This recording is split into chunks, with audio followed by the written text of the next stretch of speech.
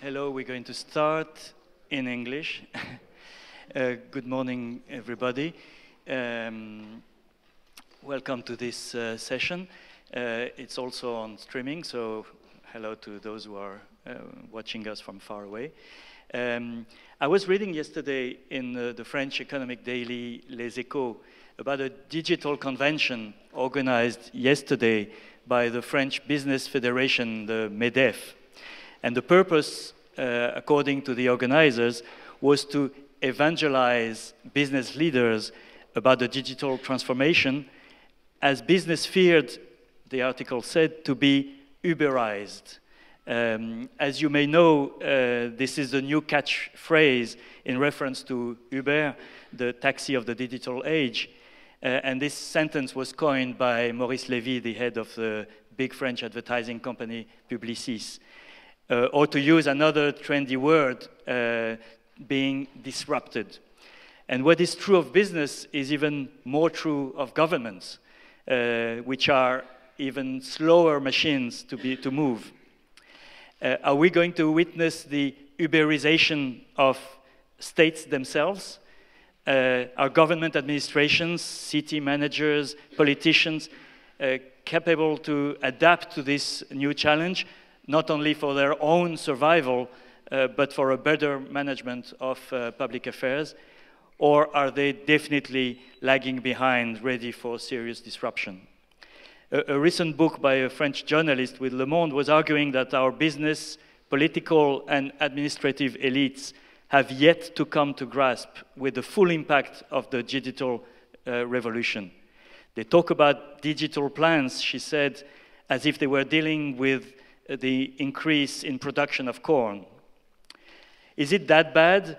Or, to say it in another way, as the title of this debate puts it, more gently, can we close the gap between public policy and digital transformation? So to answer those huge, massive, and vital questions, we have speakers with a great variety of experiences.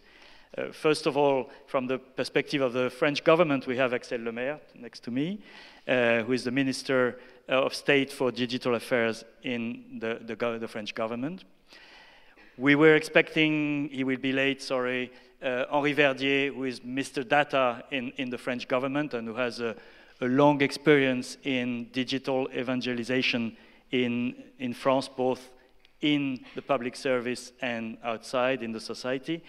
And we welcome two guests from abroad who have also great experiences to share. Constanza Mont from Mexico, who heads PIDES, who is a social lab working with the city of Mexico, what a city, into transforming it on every count. You will tell us about it. And Christer. So I was listening to a joke you made in a TEDx presentation that your name was impossible to pronounce. So it's not a joke, so I will let you pronounce it. Windeløv-Lidzélius. Thank you. So you are the principal at Chaos Pilot School in Denmark, which is an alternative design and business school. With very mind-blowing programs and approach to education, and I'm sure we will have a lot to hear from you. So first, Madame la Ministre.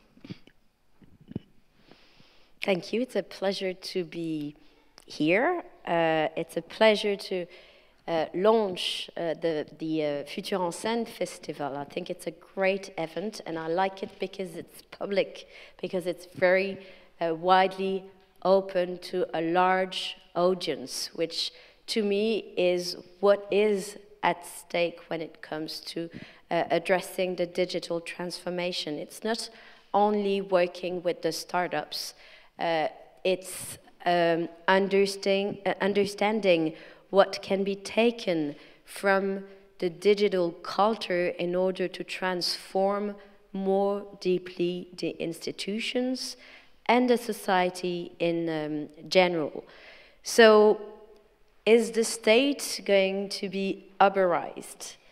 To start with, I I would say I hope this will not happen. And if I say that, it's not to save my own sake. It's because I think there would be a risk if we were to admit that the state is no longer the defender and representative of the general interest. There would be a risk that this interest is only being addressed by private companies for commercial purposes. The other risk is political, is that if we threaten too much the democratic legitimacy of elected representatives, we do not have alternative models. So extremists, populism, and this is really what is at stake, I think, the protection of the general interest and the protection of democracy itself. Therefore, the subject raised is of extreme importance. Once I've said that, what is my personal observation of the machine seen from inside? Given that I think I can say I'm an outsider, I mean, I do not suit the institutions, I do not fit with the system itself. I want to digitalize the state in the best way possible in order to reform it. And I think it's important not to be too tough on the current political willingness to change things. The level of awareness that things need to be changed is very high, and we need to receive propositions in how we can change the system. I was this morning at the MEDEF, and I was telling the unions, change the way companies work and produce. Citizens in France are pretty digital already. I think local authorities are pretty digital in the way they act on a daily basis, because they're very close to the local needs of the citizens. And so the major challenge is probably for the central administrations to change themselves, and for the unions representing heads of companies and representing employees and workers, and for the companies themselves, especially the small businesses, which lag behind, I think, in the digital transformation. So how can we do that? One answer is through offering citizens a smart life. Smart in French doesn't mean the same than in English. Smart in French is very formal, it's élégant, chic. So it's like you're smart if you look good. But smart in English means something broader. It means intelligent, quick, agile. It means cool, relaxed, a capacity to adapt. And I think public institutions need to offer public services that are smart. And that comes through offering smart cities. So that's the first offer I have to make. Second possible solution is working on data. Smart, it means smart buildings, smart grids, smart democracy, smart health, smart mobility, smart education. So you understand it's a culture rather than a technology or a digital tool only. Second idea is working around the data. Data is the lifeblood of the economy. It needs to be the lifeblood of the way the institutions work, especially with opening the data, offering the possibility for empowerment for citizens. And this needs to be done under the terms of a new kind of social contract, which I like to call the Magna Data. 800 years ago, was created based on an assertion of human rights and liberties, the Magna Data, in Europe. If you go to London, you can see that old charter exposed in the public library. Well, today I think it's time to build at the European level a Magna Data, which means freedom for entrepreneurs, for commerce and trade, but also freedom and liberties in a digital age, based on data which are protected and well protected when they're personal. Last proposal to make the institutions become more digital is work on the people. I think people are the key to succeed in the digital transformation. People means training, and we really need to focus more in quality and more in quantity on the number of educational offers that are in place throughout the country. That's also through of training throughout life, and online training as a way to keep people and employees updated more, in a quicker way, at a time where innovation is quicker than ever. And this training ambition is, I think, a condition to succeed, because otherwise progress through the use of technology can be a source for social inequalities even more. So what the state needs to do, the role of public policies and of governments in that respect is huge in ensuring that the Uberization of the institutions do not mean lower rights, lower social rights, lower consumer rights. We need to find a new social deal, negotiated, probably co-constructed in a very digital way with everyone concerned, but this cannot come at any price. And this is, I don't think precariousness is a valid social model, and there's always a temptation when it comes to thinking the digital transformation that by bringing more flexibility, we actually bring more fragility. So that's the 3 points I wanted to raise just to start the discussion. It's that Magna Data. It's the importance of talents, of people, education, and training, and in the method, the importance of the way we decide, which needs to be more transparent, which needs to be more co-constructed, and which needs to be more permanent, constant discussions rather than an encounter with citizens when comes an election. Thank you very much. I think most people would probably agree with such a program. The problem is the gap between these ambitions and the reality, and particularly the level of knowledge and competence of decision makers, both in government and, as you said, the unions, even in the private sector.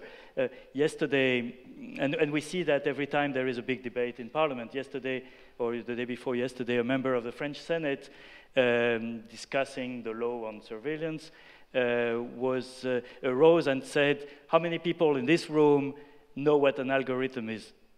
I don't know the answer to her question, but I doubt whether so many hands were raised. Is that not a problem to implement such a program? I hear that very often, but I just want to recall one very basic democratic principle. The people sitting in the Senate and the National Assembly got elected, and they do represent the French people. So they're a reflect of the reality of the French population. And the people sitting in this room are probably extremely digital in their culture, in their mindset, in their aspirations.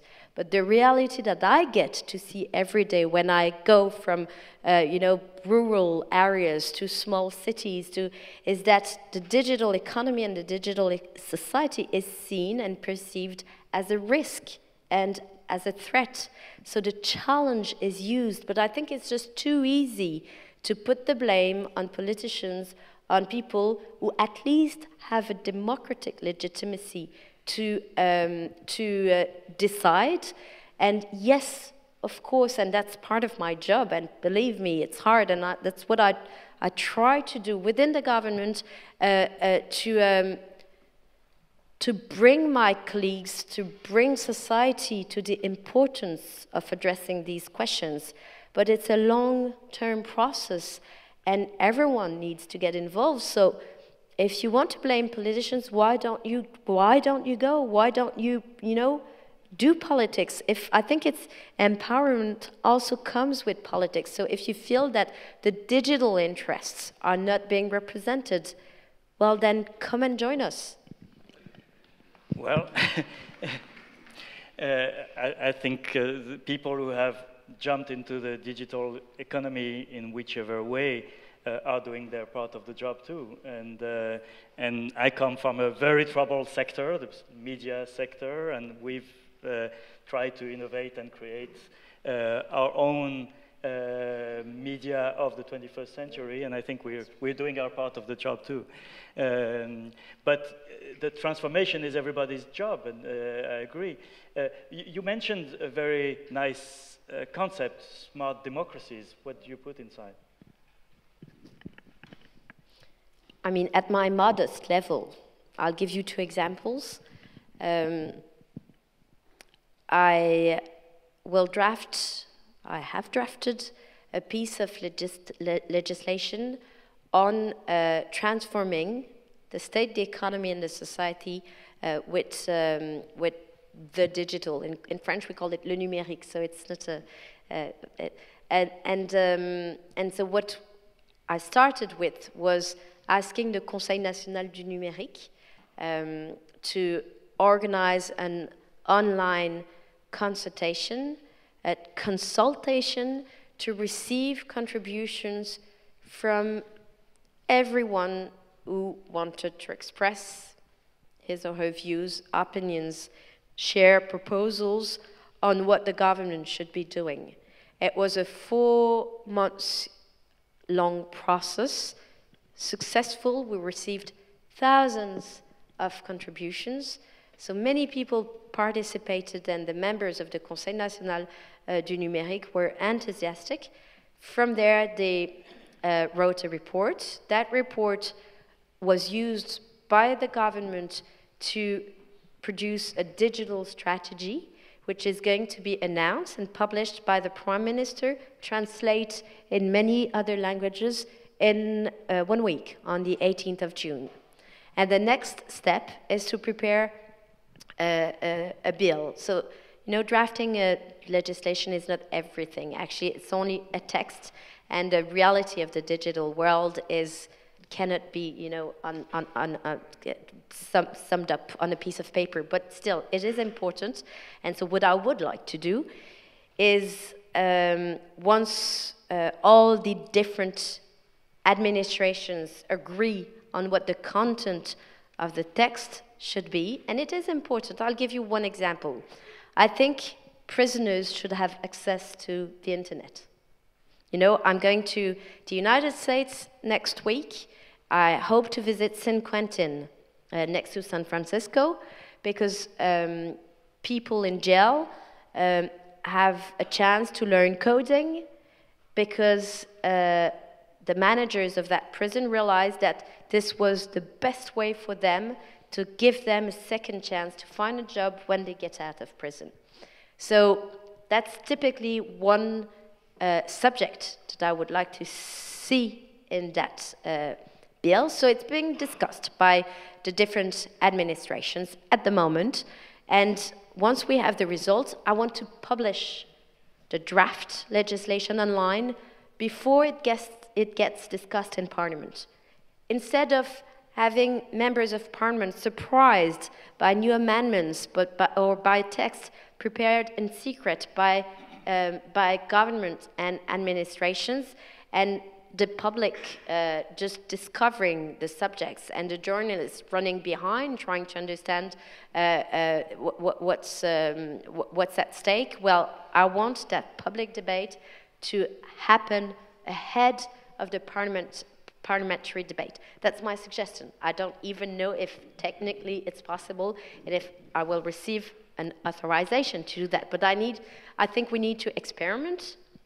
E-democracy, smart democracy, that's a modest proposal, but we need to try, fail, take risk, and try again. You mentioned in your presentation the fears that you feel in some sectors of the society towards the digital transformation.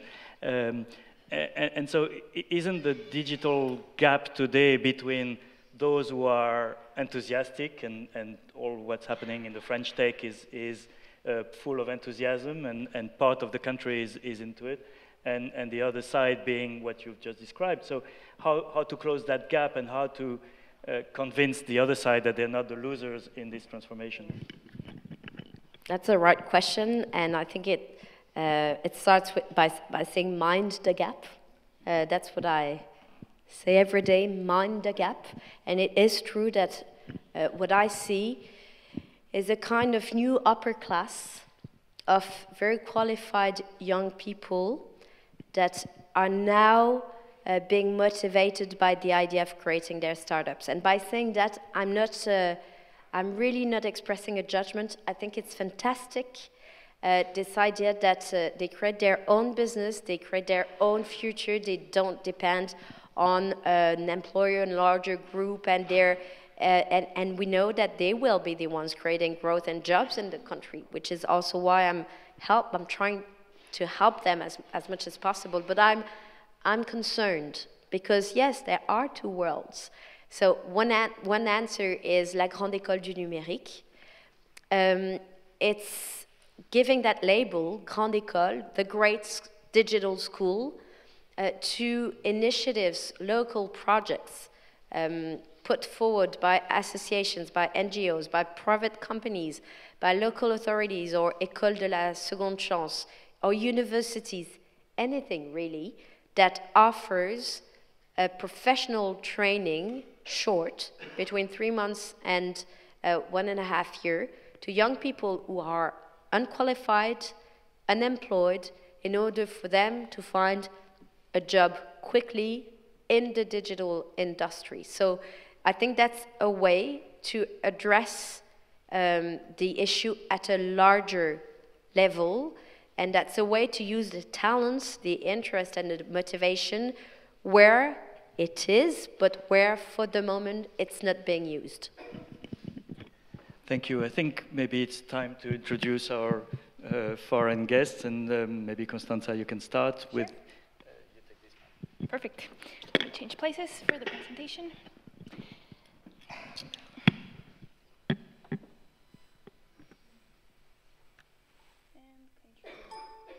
L. As instructed. Yes. Okay, there we go. Hi, thank you for the invitation. I'm Constanza Mont. I'm here to tell you a tale of two cities. I'm from Mexico City. I founded some years ago, BIDES. There we go. BIDES. We're a new breed of NGOs. We're a social lab that helps accelerate change in priority issues in cities. The topics we're very passionate about is open and digital governance, climate change, and public health. And we like to think about ourselves as action brokers between citizens and government. So why our fascination for cities? I don't know if you knew, but every second, 2 people around the world move into a city. That means that more than 180,000 people move into cities per day. Thank you. What does that mean for Latin America? Right now, 8 of every 10 people live in urban places. And by 2050, this will be 9 out of 10 people. And the question is that these cities will not be necessarily like Tallinn, or unfortunately not like Paris, or New York, or Chicago. It will be more like this. This is a picture of Mexico City, a metropolitan area of more than 23 million people. This is more than the countries in Europe, and I believe it brings very special and chaotic challenges. And now what we're seeing is also this burst and this new paradigm that technology is bringing to Latin America, especially to cities such as Mexico City. And the question is, with a generation that thinks now digital, and a generation that thinks that the government is another node in a horizontal world, what is the role of public institutions through this demand? In Latin America, we can see that 2/3 of houses do not have the correct infrastructure. Or if we talk about solid waste, only 2.3% of cities have a correct waste distribution. Or, for example, 80% of the carbon emissions come from cities. The question is, the people are demanding more solutions and quicker solutions from government to these urban challenges. I have 2 questions in mind. First, how do public institutions respond to this new digital paradigm? And second, how do they live up to expectations, to these growing and exponential expectations? And one question that fascinates us all in Mexico City. In a city of a metropolitan area of 23 million people, how do you tap into the collective intelligence of these people to solve these huge problems? In Mexico City, we started 2 years ago an agenda, political agenda, that's called the Open City Agenda. As PIDES, we facilitate this agenda of 6 government entities, the Lab for the City, that is this new experimental public lab in Mexico City's government, and with the help of some wonderful international foundations. So what we do with this agenda, it is based on 4 principles, such as the International Agenda on Open Government. The first is open data and open processes. Second, participation and collaboration.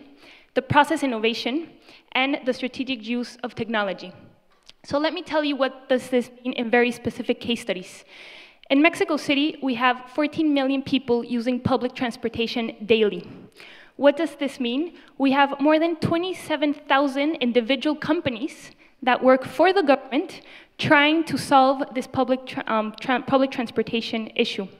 This means that we have more than 1,400 public routes for transportation, and more than 120,000 individual buses for this huge city. As you can imagine, this is a huge, mega infrastructure. And the problem is there is no data behind this public transportation data. The Mexico City government, up to date, living in a digital world, does not have the data of where the route the buses go through. So, as you can imagine, they just passed knowing the importance of having data to create policy based on data, and knowing that this data is used for maps and other startups to create a digital economy, they created a law that states that from the next 3 to 5 years, every bus system will have a GPS.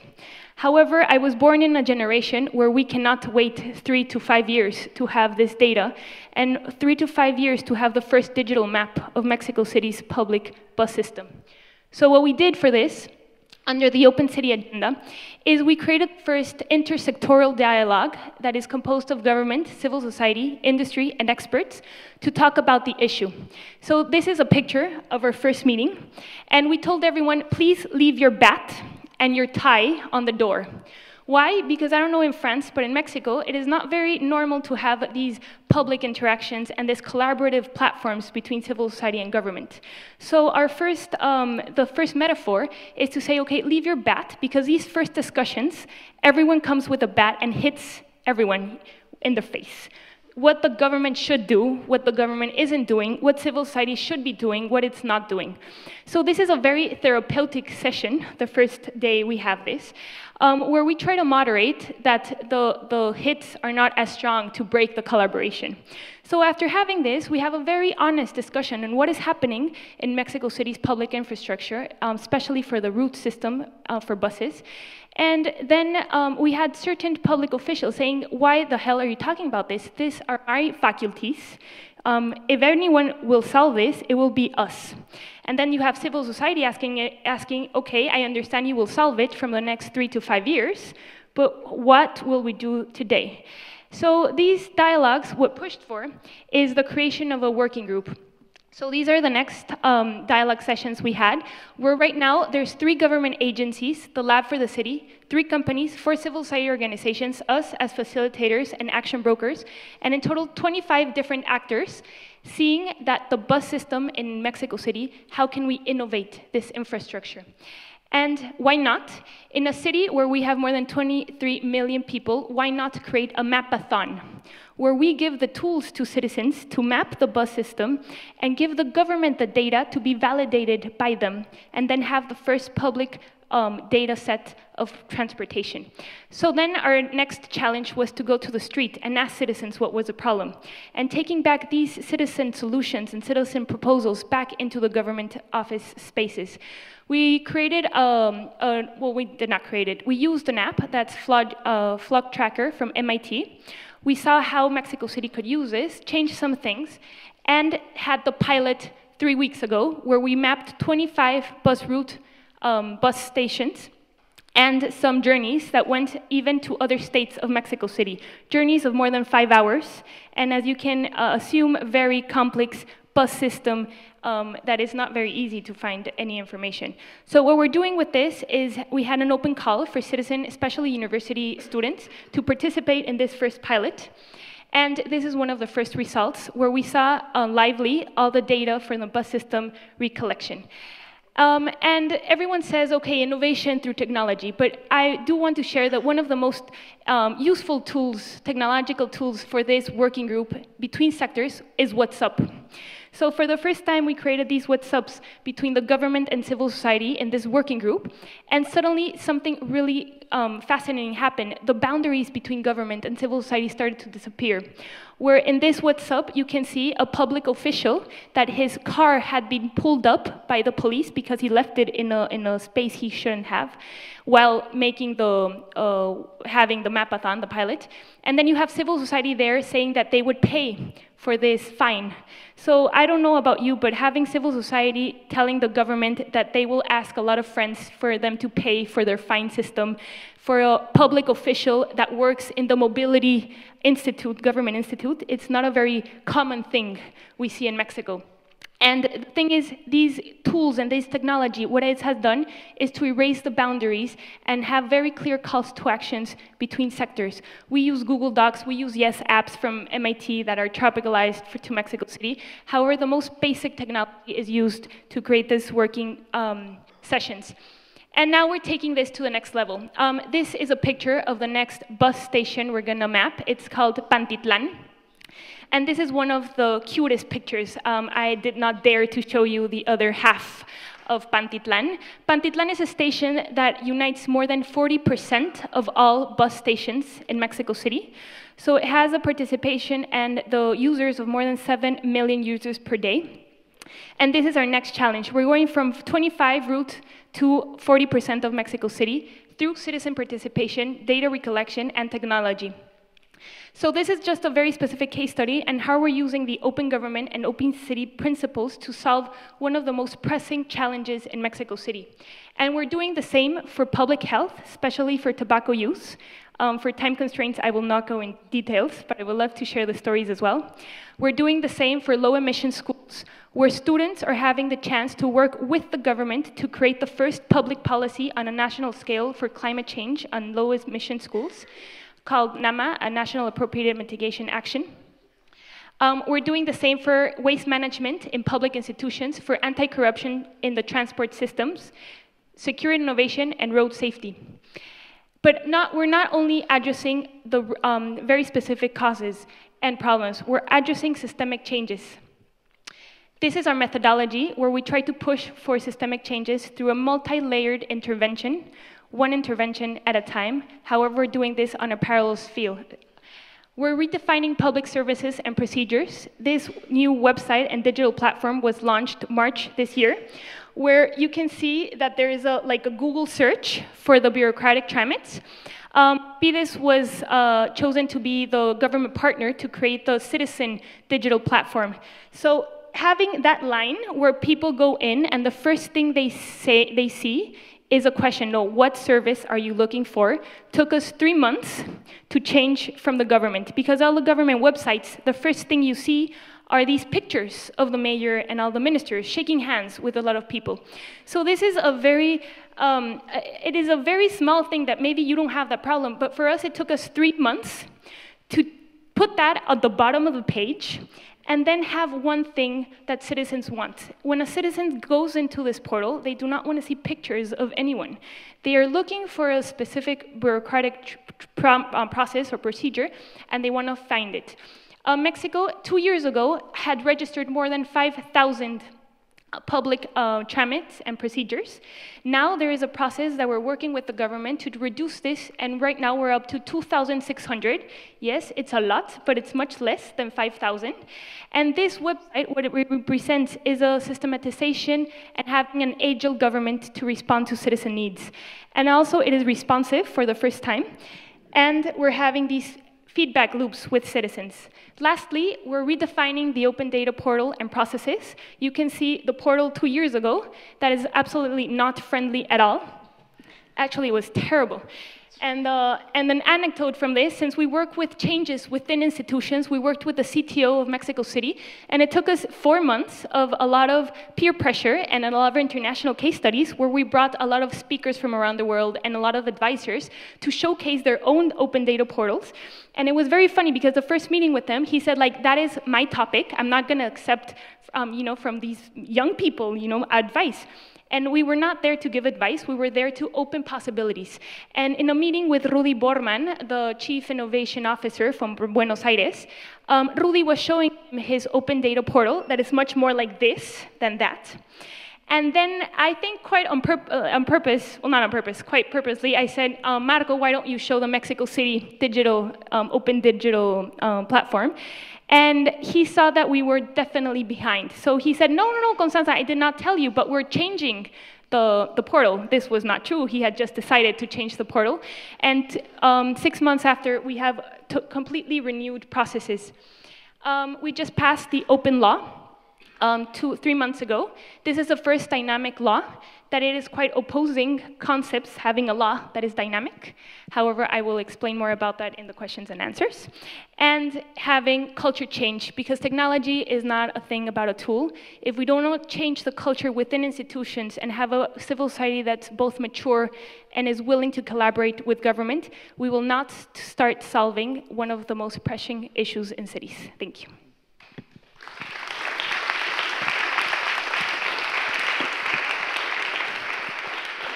Thank you, that was most impressive. I liked the leaving the bat at the door image. How did you convince local government that your intervention was not depriving them of their power? Yes. I believe that one of the first things we wanted to showcase is that we were not, civil society is not necessarily here sometimes to make the pie smaller. We're here to make the pie much larger. Government agencies cannot take risks. I don't know about the laws here in Europe, but in Mexico, if it is not written by the law that a government agency can do something, it is prohibited. And there is an administrative penalty if a government institution takes a risk and does something that was not written in their faculties. So how can public institutions innovate if they are penalized if they do something that was not written 20, 30, 50 years ago? So what they saw on us, especially, and a lot of other civil society actors, is that they can take safe risks if they partner up with institutions that can innovate and can help them accelerate procedures. Thank you. Christer, maybe you give us your...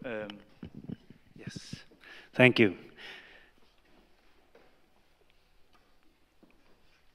Yes, hi, good to see all of you. Thank you so much for having me here, and thank you to the previous speakers here.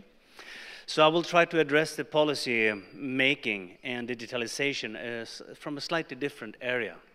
I come from the educational sector. I run a small school in Denmark called Chaos Pilot. And I would like to start by sharing a story of a student of mine that graduated 8 years ago.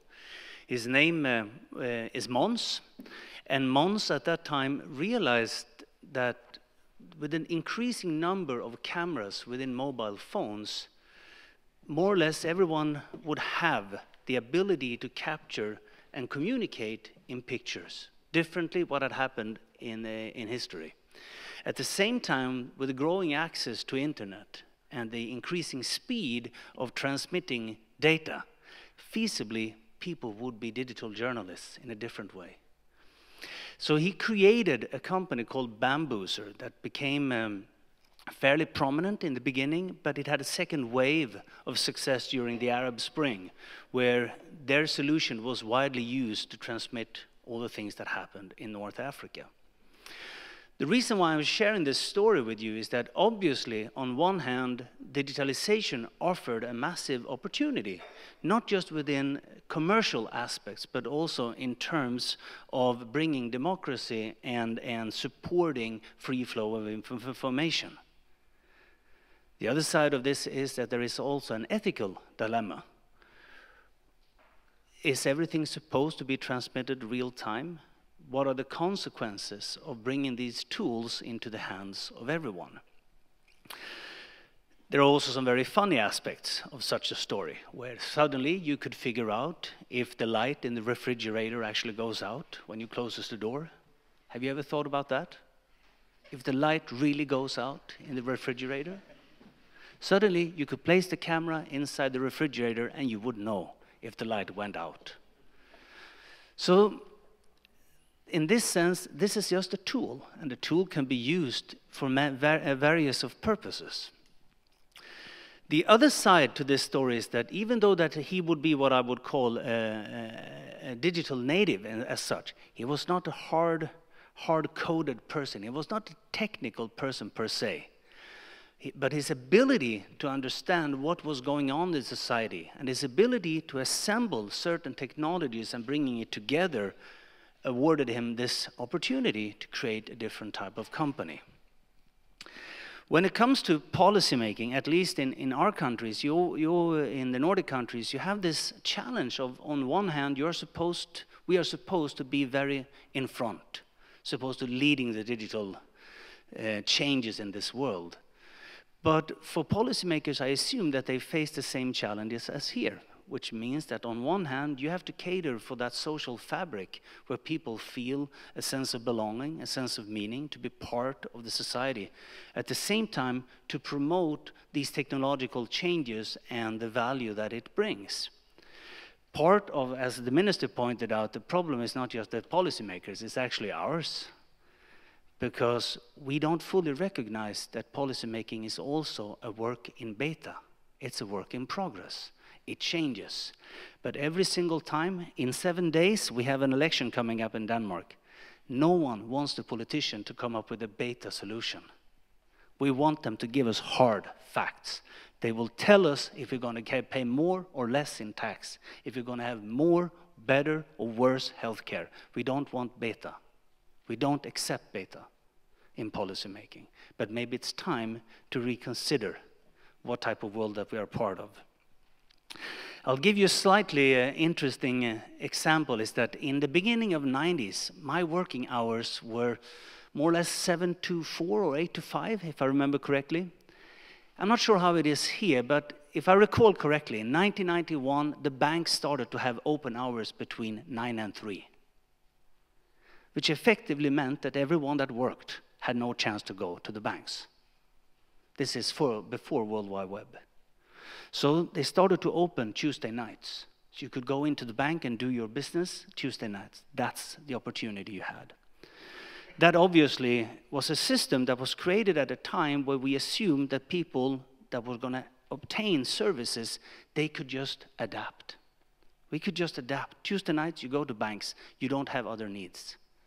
With the introduction of technology, now the banks have introduced a slightly different system where it's available 24 hours for us to do our services. However, the same people that benefited of having banks open between 8 and 3 are today experiencing a problem. I am fortunate, my grandparents are still alive. Take a wild guess on how digital they are. 90-something? How much business do they do? on the internet? Not a lot. I'm in doubt that they have ever tried a computer. But now the banks are not open at all. So what about that gap? How can we, in a way, bridge that there is certainly a need for making sure that people can come on board? Have you ever tried customer service in Denmark? I hope that there are certain areas where it's better here than it's in Denmark. Customer service is suddenly the new nightmare. You dial, because you can't get your computer to work, you call someone to help you. What do? They ask you to check on the internet. The whole problem was that I couldn't get on the internet. And so it's not more than 2 months ago that I called a tech. Yeah, sounds familiar? So it was not only more than 2 months ago I was going to figure out how to pay my taxes in this new way that was coming about. It took 1 hour to get through customer service. Just to get the access code to get in to pay your taxes. It's no wonder that sometimes part of the solutions that we are creating is generating more frustration than it actually solves problems. When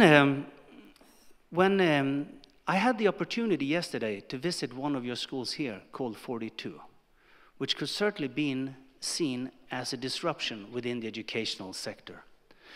Disruption, as portrayed by Christensen, is not as many people see it as something that just changes stuff or that it's better, more value. It is actually about providing a lesser service that serves a large part of the undeserved population. And 42, in that sense, offer such a disruption to the educational sector, which has not necessarily been disrupted for 1,000 years, something like that, where the way that they are providing learning is very, very different from how we view it today. The school that I come from also represents a different way to go about to provide learning and opportunities for people. Here, I think also that the digitalization offers a massive amount of opportunities in terms of replication of knowledge and distribution. However, education is more than just understanding of internet. It is about the social cohesion. It is about the togetherness between people that makes them come together to figure out what is the problem and how to solve it, and how do they realize their values and their dreams. That part, probably digitalization can be part of offering, but I'm in doubt if it's the full answer to all our problems.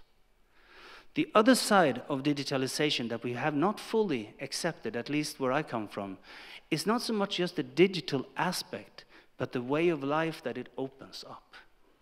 That the way what we are seeing, at least I do, when all of these young people, when you speak, for instance, about entrepreneurship, entrepreneurship is today becoming not just per se the creative destruction, as Schumpeter talked about. It is more becoming a way of life, where we see a number of people becoming nomads, that they are dispersing the idea of localization in order to work everywhere, to find connections everywhere, and to address problems everywhere. So for instance, I have a number of students that work on problems that is not existing in Denmark. Here, the idea of digitalization, the idea of the internet offer us valuable information on maybe what is the type of life that is available for people in the future. In that sense, I would like to share another story with you which concerns an aspect of our education. So on our 3-year program, we have always, or at least since '95, had the idea that students need to travel outside Denmark. They need to leave their country. They need to go to places where they have no network, where they don't have a safety net. And they need to work on other challenges where they need to invent ways to go about solving these problems. And we have done that since '95, so we've been to many different places. A few years ago, 5-ish years ago, we decided to go to Bogota in Colombia. So we would send 35 students with staff for 4 months to Bogota. And Bogota in Denmark doesn't have the best reputation. So at that time, I remember when we decided upon Bogota, I went in to see some statistics on which countries to avoid. You had Afghanistan, Iraq, Somalia, and somewhere down there, Colombia came out. So we received a lot of phone calls from parents and spouses that said, are you sure of what you are doing? Does any one of you in the staff ever been to Bogota? No, not really. Do you know anything about the country? No, not really. So we sent them there, and they worked on a lot of challenges. And we gave them one challenge, which was a very simple brief, which was about ensure that you do 10 interactions with local people. Very, very simple. The students, they hated the assignment. They say, this really, really sucks. But then we as a school, we don't say, this is, so the idea is like this. If you don't like the assignment, come up with a better one. And then they thought about it and said, okay, this is what we want to do. We don't want to do 10 interactions. We want to do 100 interventions. And we don't want to be having this slight imperialistic idea that we will come and work on some challenges here. We want to work with the Colombians to figure out what are the challenges and to see how can we go about that. Eventually, that turned into an assignment or a project called 100 un día, which means 100 in a day. 100 interventions in a day. And the purpose was to manifest or to exemplify through an event the social challenges, the social changes you wanted to see in your city. So to promote the social challenges you wanted to see through a physical event. And they were able to build up an organizations of local Colombians that would actually do it, and our students would support that happening. The day that the event was supposed to happen, I landed in Bogota, and there were 347 events taking place all over the city. Maybe it's not as chaotic as your city, but it's damn close. Because it turned out very quickly that through the internet, they had opened up for people to do events. If you wanted to do an event, if there was a social challenge you wanted to address, you could just upload that you wanted to do a project. However, some of these took place in areas where we couldn't go because it was too dangerous. So we couldn't go and visit them. So essentially, no one had the full overview over the event taking place. But through the digitalization, of course, you could communicate. Some of these events were very funny. I will share a few with you, just so you understand what could it be about. For instance, we had everything from this guy that wanted to promote nudity in the street. So I told my students, I want to see that one. I'm going there. And it turned out to be this guy that, in a way, went out with a sign naked in front of the cathedral to promote more nudity in the city. It's very, very bold, I would say. It was also fairly cold. The other side, which was really funny, there was someone that wanted to promote more trees in the city. They wanted to green the city of Bogota. And what they did was that they organized an event where you could buy a tree and some soil, and you could plant it. And I came there, and I saw my students, and they said, Christer, you need to buy one. Buy a tree. Come out and place it. So I said, okay, I'll pay. And I took my soil, and I took my tree, and I went with my student up across the street and to plant it. And suddenly, this guy came out. I'm not sure if you have seen some of these more shady figures from movies.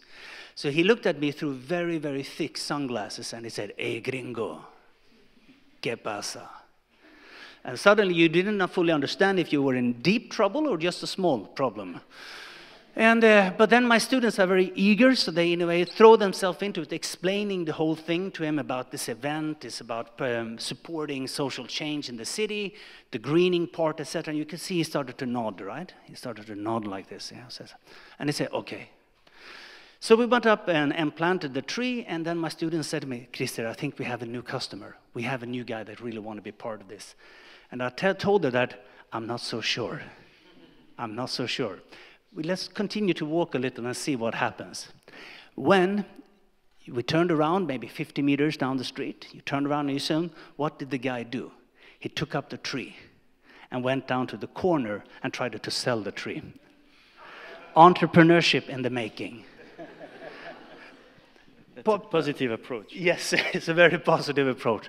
So in that sense, this event has afterwards spread to many cities in Latin America, but also in North America, and to South Africa, to Denmark. The whole thing with this part is that it's not controlled by an organization. It's basically an idea that is allowed spreading and has a very, very positive, I would say, societal approach. Anyone can adopt the idea. And that is what digitalization should do for us. But what impact does that have on the individuals that come out of your school? This process, what difference do they make in the society afterwards? The many different parts of it. So we have more than a third of our students starts companies. So they create jobs, primarily within this digital arena. But also you have a number of people that are starting NGOs. So I would say that basically through the skills and their abilities, they create new vehicles for positive societal change. And that is what I think this new digitalization also offers us. It also offers an arena where a lot of the tools is basically at our fingertips. And so in that sense, I hope that the digitalization also would allow the young generation, but certainly also us, right? We can't just always look at the young generation and hope for the best.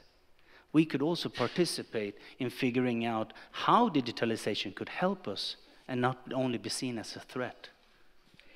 I understand the founder of your school is running in the next election next week. Yes. What kind of, has he got an alternative program, and what is he standing for? In which way is it different? Yeah, well, first of all, the political party, it's called Alternative, the Alternative. And it's an interesting story because it's founded on some of the same principles as we have within the school, but also reflects a much larger segment of society. So the values that they are looking at is, for instance, sustainability within society, primarily ecological, but also cultural diversity in terms of how do we as a country behave, also amongst other countries. They also stand for entrepreneurship. More the idea that you can create than actually just create commercial setups. So they've been able to carve out, I would call a niche within the political segment that really attracts a lot of people. But here again, you have the problem with the policy making. How can you go about and register a new party? In our countries, you need 20,000 people to sign a letter that needs to be sent physically and be counted.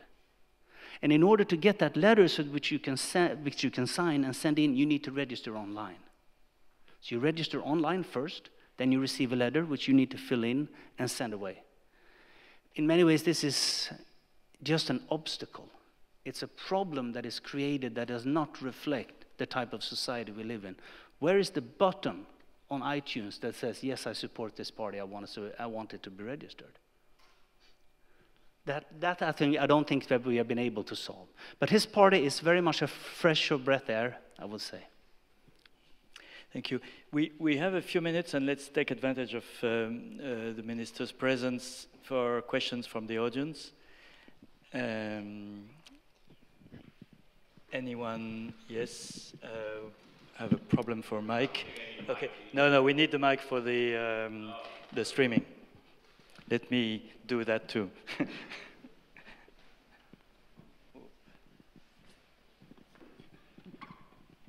Thank you. So thank you all for the talk. That was really interesting. I got a question for you, Axelle. So thank you. I was really impressed by the way you speak English. And I'm actually proud to have a French representative of the government speaking English like this. So my question is, how come do you think you're the only one in the government speaking English like this? Oh. And no political bullshit. Don't tell me they got elected as well. I'm not sure it's got something to do with the question of the conference, but it's no bullshit. I'll just give the same answer. They do represent the French people. So should the, and I think it's changing, because when you look at the younger generation, they know how to speak foreign languages and not English only better than the older generations. The fact that within that government, you'll find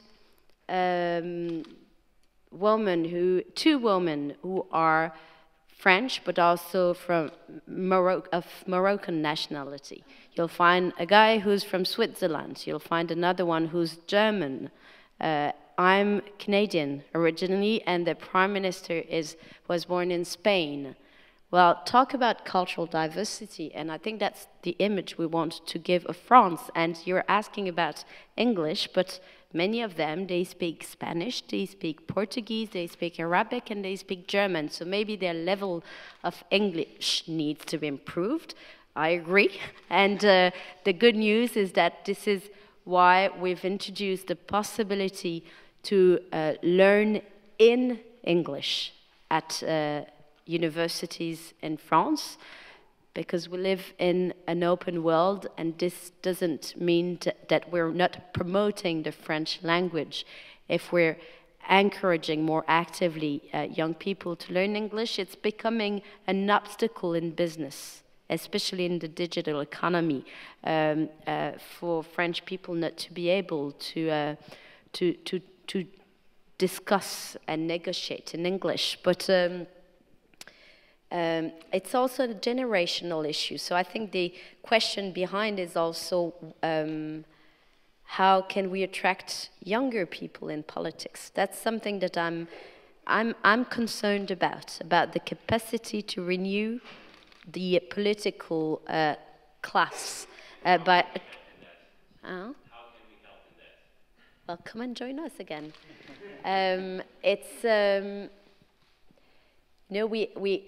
Within my political family, we had a Congress recently, and all the headlines were about political parties are dead. And it's true that it's a very formal structure, and what you're describing doesn't come as a surprise to me. But it's a little bit like democracy. We still haven't found the perfect alternative. So it's a kind of the best worst solution that we have. So of course we need to open up parties. We need to bring in more automatic renewal. For example, I'm in favor of 2 mandates maximum in time. But then by saying that, it's a very long debate, but just one last thing. By saying that, it means that working in politics is not a career. It's not a profession. You do that and you do something else. But someone who takes that decision for the moment has to take it at its own risk. It's not shared, the responsibility by the society. Take me as an example. If I want to do a second elected mandate, it means that when I will be out, if I respect my convictions and what I want to stand for, I will be 48-year-old. So out of the job market for 10 years. I have to ask myself the question, how do I do to get back in? So we need to introduce more transfers, more links, more relationships between the political sphere, political world, and the public and private sector, of course. But I'm sure we agree with the theory and with the principles, but when it comes to putting them into practice, it is a big challenge. Thank you. You can always join the board of Habitat. Il y avait une autre question par ici. Ah, pardon. Okay. Thank you very much. I have a small question. I'm from Quebec City. Nice to be here. You talk about open dynamic law. And we have the Prime Minister in Quebec City, in Quebec, he told us we had to make the digital change, and nothing's happened since September when you make a big speech about that. How do you propose to work for open law and open dynamic law? It's kind of really nice to think about that for open government, and I just want to take some minutes, if the rooms agree, to let you speak about that. For us, the dynamic law, we were trying to answer the question, how can we make open government practices sustainable throughout this public administration that will be out in 2018? So what we did with this law, it does 4 specific things. The first things that is not the dynamic part is that it created the Open Government Council for the government that includes seats for civil society representatives and gives them a vote and a say in this agenda for the city. Second, it ruled what the open data policies were and open software for the first time in Mexico City, privileging open software from other type of software in Mexico. Third, it created a narrative and a semantic narrative of what these new words meant. So for the first time in Mexico, we have a law that tries to define civic innovation, usability, feedback loops, cycles, iteration, beta versions. And having that in the law tells a lot about a culture. So we're also trying to push a culture change through word system through this law. And the dynamic part of this law is its fourth section, where we legislated the creation of a certification model or a maturity model that will take all government agencies in Mexico City, 130 government agencies with more than 300,000 public servants, through level 0 of these principles of open government to a level 5 of maturity. So in a second phase, that is the regulation that goes under the law, this regulation is changed annually and will respond to changes in technology and changes in best practices on these topics on an international and local scale. So this law, what it legitimizes and makes through law enforcement that every government agency has to go through a procedure from level 0 to level 5 in this maturity process, and then it gets certified by people outside the government. Thank you. We lost our minister who had another engagement, and she apologizes. We have time for one or two more questions. There were hands being raised. No? Christopher, may I ask you, maybe I'll ask the question. What is the, you leave the school a lot to move around the world. What is the necessity for that? What do you find in these commando operations in Bogota, South Africa, or China? For us, you could in one way look at it as a consequence of the globalization, that with the new means of transportation and the lowering cost, the world is available. And as we have often heard, that the world always becomes smaller. But in reality, also, the world becomes a lot bigger, because suddenly we can travel to far more places and be part of a larger agenda much, much easier than it was historically possible. For us, for the students that we educate, they are supposed to be able to maneuver, to have some sort of success in a globalized world where we face not only competition, but also possibilities of collaborations from all over the world. And how do you do that? You can't just sit around on your desk at home, right? And with all respect for the internet and etc., we at least also see a lot of value in being on the ground, to actually meet other people in real time, physically.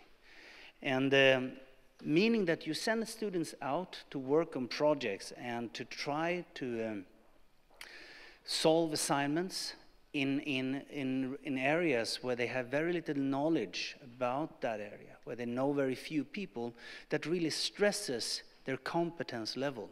Suddenly, they are supposed to use what they have learned in a very different way. They could not have been prepared from that from school. It's not Denmark. It is very different. And that means that you generate, in our perspective, this accelerated learning, where people take tools, methodologies, and knowledge, but they apply it very, very differently. And that I think we will have a lot of need for in the future, where we just have to accept that schools can't solve every problem. The schools are supposed to prepare you, at least to some extent, for a labor market. But what if the labor market is gone? What do you do then? Thank you. No second thoughts? No, one last question? No. Well, thank you very much, both of you. Thank you, Axelle Lemaire, who is not here.